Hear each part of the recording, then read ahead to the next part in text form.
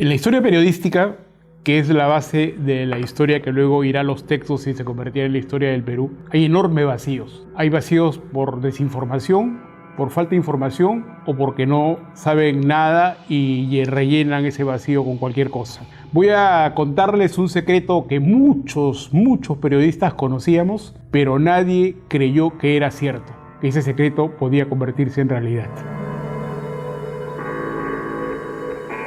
A comienzos de 1996, los productores del programa periodístico Contrapunto de Frecuencia Latina grabábamos la entrevista política el sábado en la noche para que no hubiese ningún contratiempo en el momento de la emisión el domingo en la mañana. Uno de esos sábados, un ex alto funcionario del Banco Central de Reserva, quien en las semanas anteriores a la asunción de Alberto Fujimori andaba a su lado mañana, tarde y noche, nos contó que días antes del 28 de julio de 1990, cuando Fujimori aceptó el mando supremo, el presidente electo se reunió en el círculo militar con todos los mandos militares de la guarnición de Lima y al terminar el cónclave militar les informó a los civiles qué decisiones se iban a tomar después de la jura de mando. Habló de todo y de todos, menos de las relaciones con los otros poderes públicos. Cuando alguien le preguntó, presidente, ¿cómo va a hacer con las cámaras legislativas?, donde estaba el gobierno entrante en clarísima minoría, el hombre que iba a gobernarnos durante toda la década siguiente les dijo: no se preocupen, eso ya está encaminado, eso ya tiene su camino. Tan encaminado estaba que en los últimos días de enero de 1992, el jefe de la Oficina de Informaciones del Ejército nos pidió a 3 periodistas del diario Ojo que buscáramos la manera de llegar al círculo íntimo del expresidente Alan García para convencerlo que saliera de viaje por unas semanas, que se tomara unas vacaciones para su tranquilidad y la tranquilidad del país. Minutos antes, el oficial general nos preguntó qué opinábamos de un referéndum para modificar ciertos temas constitucionales. Tengan en cuenta que en ese año la constitución vigente era la constitución anterior, la de 1979, la que le hicieron entre pepecistas y apristas. Cuando le dijimos que la constitución vigente no preveía ese instrumento, el general cambió de tema y se preocupó por García. Antes de despedirnos, nos rogó que buscáramos una vía para trasladarle el pedido a García. Al día siguiente, cuando consulté con los miembros del directorio de la empresa sobre el tema, todos coincidieron que era necesario llegar al expresidente.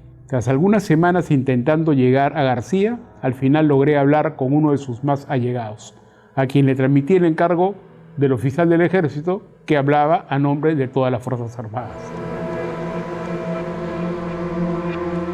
2 años después, entre paréntesis, voy a relatar esto, en la reunión anual que la Embajada Americana realiza para celebrar su aniversario patrio, el amigo de García, el hombre con el que hablé esa noche, se acercó a saludarme y aproveché para preguntarle qué pasó con mi información de 1992 y él, más tonto que en cualquiera de las burlas de sus imitadores, me dijo que se había olvidado el encargo.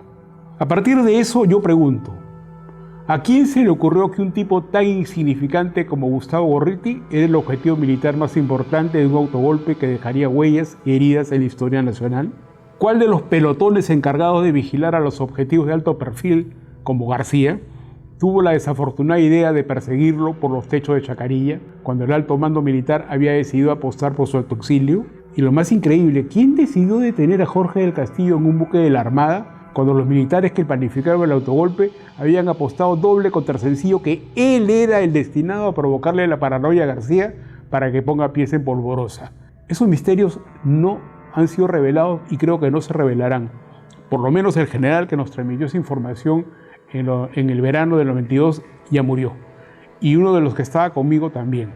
Ahora, si a todos esos desaguisados de abril del 92 se le suma la increíble inoperancia de los servicios de espionaje extranjeros, ninguno de los cuales escuchó siquiera un rumor sobre el pronunciamiento militar de abril del 92, estamos ante una historia de inteligencia y contrainteligencia sin parangón en el espionaje regional. A propósito, la llegada al Perú de los cazas bielorrusos en aviones Antonov en pleno conflicto con el Ecuador y la toma de la casa del embajador japonés a través de unos túneles en abril de 1997 tienen los mismos niveles de sigilo que la operación del 5 de abril, aunque en esta hubo más de un periodista con las orejas bien paradas. A propósito, y como colofón, quiero decirles que el día 4 de abril, el sábado 4 de abril en la noche, en la casa de un importantísimo abogado del Fredemo, del partido de Vargas Llosa, estaba reunido todo el alto mando de Libertad, uno de los componentes de Fredemo. Y en un momento llegó un senador y el dueño de casa le dijo: Miki, ven, ¿has oído hablar de un golpe? No, hermano, qué golpe, sí, he estado todo el fin de semana pasado y todo el resto de la semana, hasta ayer, con el embajador norteamericano alojado en mi casa. Nadie sabía nada.